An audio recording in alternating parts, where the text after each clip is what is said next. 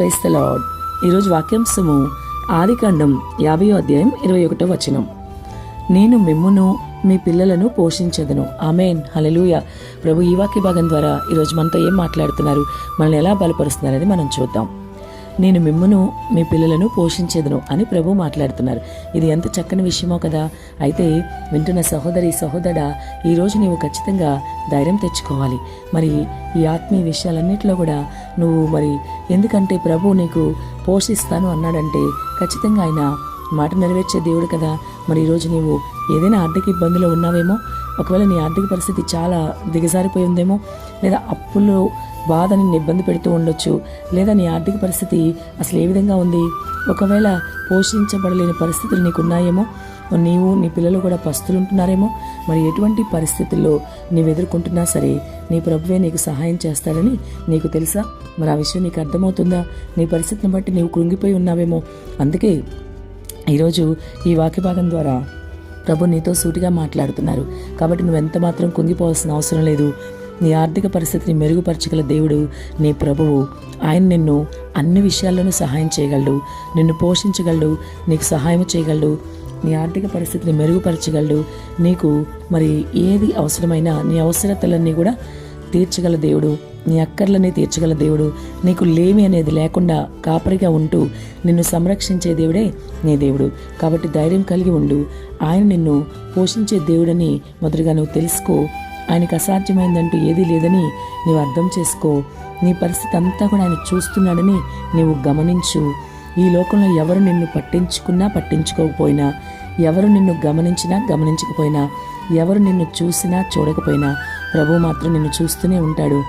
ఆయన నీ పరిస్థితి అంతా గమనిస్తూనే ఉంటాడు. కాబట్టి నీవు భయపడనక్కర్లేదు.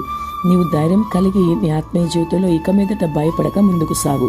నీ తండ్రి శ్రీమంతుడు సంపన్నుడు గనక ఆయన సమృద్ధిలోంచి నీకు ఇచ్చే దేవుడు. నీవు ఆయనతో ఉంటే, ఆయన మాటలు విని, ఆయన ఆజ్ఞలు గాయకుంటూ, ఆయనకు ప్రార్థన చేస్తూ, నిత్యము ఆయనతో సహవాసంలో ఉంటూ, మరి ఆయన నీకు చెప్పిన మాట చెప్పినట్లు వింటూ, వాక్యానుసారంగా నీవు జీవిస్తే మరి ఆయనవన్నీ నీవే అని చాలా వివరంగా మాట్లాడుతున్నారు కదా. వాక్యం ఎంతో వివరంగా సెలవిస్తుంది.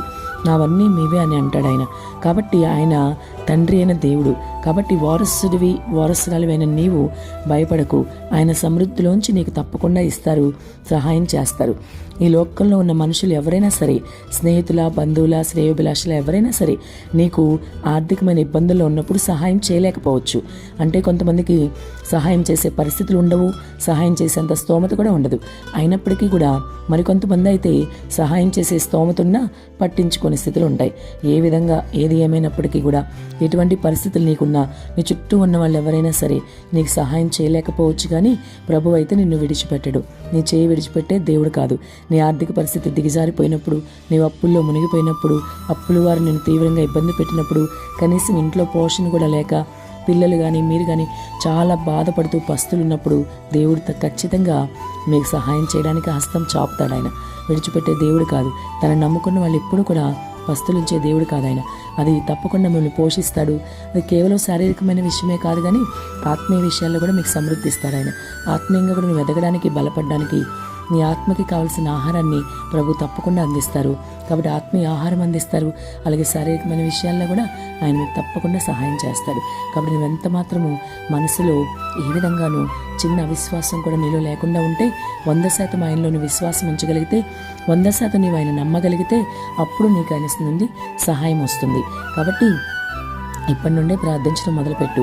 ప్రభువా, నువ్వు నాతో మాట్లాడావు, ఈ వాక్య భాగం ద్వారా నన్ను బలపరిచావు, నన్ను ధైర్యపరిచావు. కాబట్టి నువ్వు నన్ను పోషిస్తానన్నావు. కాబట్టి నాకు ఆత్మీయ ఆహారము అలాగే భౌతికమైన ఆహారము కూడా కావాలి. కాబట్టి నా ఉన్న పరిస్థితులు మార్చేయ, నాకున్న వ్యతిరేక పరిస్థితులన్నీ అనుకూలంగా మార్చేయ, నాకున్న ఆర్థిక పరిస్థితులు తీసే ప్రభువా, నాకున్న ఆర్థిక పరిస్థితులు మెరుగుపరచు, అంతే కదా, అప్పుల భారం అంతా తీసే ప్రభువా అని నువ్వు ప్రభు దగ్గర వేడుకుంటే ప్రభు నీకు తప్పకుండా సహాయం చేస్తాడు. అన్ని విషయాల్లో తోడుగా ఉంటాడు. నిన్ను ధైర్యపరుస్తారు. నిన్ను పోషించే దేవుడు ఆయన ఉన్నాడు. కాబట్టి నీవు ధైర్యంగా ఉండు. అంతేకాకుండా మరి దేవుడు నిన్ను పోషించాలంటే నీవు నమ్మగలగాలి ఆయన్ని, ఆయన సన్నిధిలో ప్రార్థించగలగాలి. ఆయన నీతిని, రాజ్యాన్ని కూడా నీవు వెతికే వ్యక్తిగా ఉండాలి. నీ దేవుని మార్గాలను నీవు అనుసరించాలి. క్రమం తప్పకుండా ఆయనతో సహవాసం కలిగి ఉండాలి. వాక్యానుసారంగా నీవు జీవించాలి.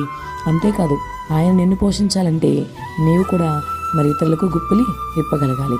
ఆ విధంగా నువ్వు చేస్తే ప్రభు నీకు తప్పకుండా సహాయం చేస్తాడు, నిన్ను పోషిస్తాడు, నీకు సమృద్ధి ఇస్తాడు. ఆమేన్.